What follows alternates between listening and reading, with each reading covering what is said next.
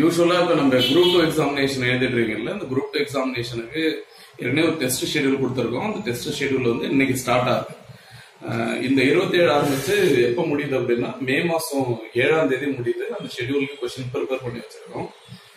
ஒரு சில பேர் வந்து அது கிட்டத்தட்ட ஒரு 1000 ரூபாய் அமௌண்ட் சொல்லியிருந்தோம்ல, இன்னொரு ஆப்ஷன் வச்சிருக்கோம். நீங்க பணம் கட்டணும் அப்படிங்கிற அவசியம் இல்லை. எதுக்கு அப்படின்னா நம்ம ஒரு வேல்யூபிள் ஒர்க் பண்றோம் அப்படின்னா அந்த ஒர்க்குக்கு எந்த அளவுக்கு ரெகக்னைசேஷன் இருக்கு அப்படிங்கிற விஷயத்த பார்க்கணும். அப்படி பாக்குறப்ப நம்ம ஒரு ஒரு ஒரு சாம்பிளுக்கு இதுல ஒரு கொஸ்டின் பேப்பர் அப்லோட் பண்றோம். 11th ஸ்டாண்டர்ட் தமிழ் புக் இருக்குல்ல, புது புக்கு, அந்த புது புக்ல இருந்து 100 கொஸ்டின் வித் ஆப்ஷனோட உங்களுக்கு இப்ப அப்லோட் பண்றோம்.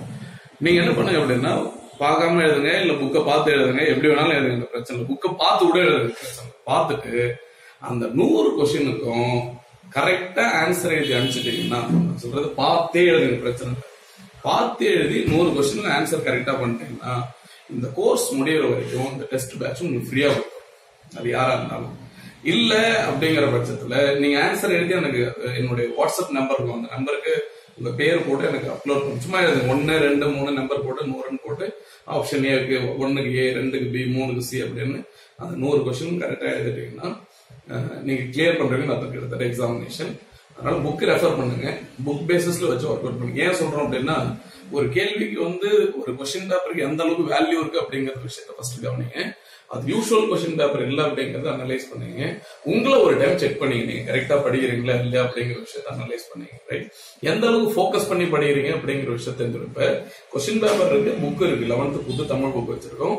ரெண்டையும் அனலைஸ் பண்ணி நான் கொடுக்குற கொஸ்டினுக்கு உங்களால பார்த்து கரெக்டா 100 கொஸ்டின் ஆன்சர் பண்ண முடிஞ்சுன்னா ரைட். சோ இன்னொரு விஷயம் கூட சொல்றேன், இன்கேஸ் நீங்க கரெக்டா 100 கொஸ்டின் எழுதிட்டீங்கன்னா I will pay 100 rupees for you. நான் சொல்றது நான் 100 ரூபா உங்களுக்கு வந்து அக்கௌண்ட் நம்பர் அனுப்பிச்சீங்கன்னா கரெக்டா அனுப்பிச்சு விட்டுறேன். தப்பா பண்ணீங்கன்னா ஒன்றும் பண்ண வேண்டிய அவசியம் இல்லை. அதனால என்னுடைய சேலஞ்ச் ஒன்று கொடுக்குறேன், இந்த சேலஞ்ச் ஒர்க் அவுட் பண்ணுங்க. நீங்க எத்தனை நாள் வேணாலும் டைம் எடுத்துக்க, பிரச்சனை இல்லை. ஆனா உங்களுடைய ஆன்சர் மட்டும் எனக்கு இண்டிவிஜுவலா அனுப்பிச்சு விடுங்க. நான் அதுல 100 கரெக்டா தப்பா அப்படிங்கிற விஷயத்த உங்களுக்கு அனலைஸ் பண்ணுங்க. யாரெல்லாம் ஜென்ரல் தமிழ் எடுத்து ஒர்க் அவுட் பண்றீங்களோ அவங்க எல்லாருமே இதை ஃபாலோ பண்ணீங்க. இந்த கொஸ்டின் பேப்பர் வந்து இதுலயே பிடிஎஃப்ல அப்லோட் பண்ணி வச்சிருக்கோம். அந்த கொஸ்டின் படிச்சு பார்த்துட்டு தெளிவா எது கரெக்டான ஆன்சர் எனக்கு அப்லோட் பண்ணி திருப்பி நீங்க வாட்ஸ்அப்ல ஒரு போட்டோ எடுத்து அனுப்பிச்சு விடுங்க. நான் அதுக்கு ரிப்ளை பண்றேன். பார்ப்போம். குரூப் 2க்கு நல்லா படிங்க, ஸ்டார்ட் பண்ணுங்க. அப்பதான் நல்ல மார்க் எடுக்க முடியும். All the best. தேங்க்யூ.